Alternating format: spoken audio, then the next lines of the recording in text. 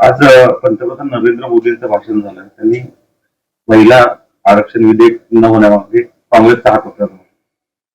नाही, कालचा दिवस खऱ्या अर्थानं या देशामध्ये एक काळा दिवस म्हणून नोंदला गेलेला आहे.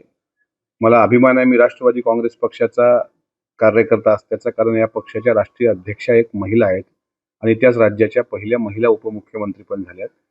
आमचा पक्ष, मग आदरणीय पवार साहेबांनी सुद्धा महिलांना सरकारी नोकऱ्यांमध्ये दिलेलं आरक्षण असेल, राजकीय क्षेत्रात दिलेल्या आरक्षणाच्या संदर्भात घेतलेले निर्णय असतील, त्या धर्तीवरच अजितदादांनी सुद्धा शिवशाहू फुले आंबेडकरांची विचारधारा मांडताना समसमान इक्वॅलिटी, जेंडर इक्वॅलिटी जे आपल्या कॉन्स्टिट्यूशनने दिली, आता त्याला विरोध करण्यामागचं खरं तर काँग्रेसचं काही आवश्यकता नव्हती.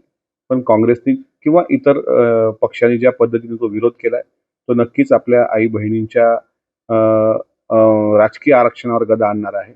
एक पुरुष सत्ताक कुटुंब पद्धतीच्या उदयाला विरोधक आणि काँग्रेस कारणीभूत ठरली, हे महाराष्ट्र कधी विसरू शकणार नाही.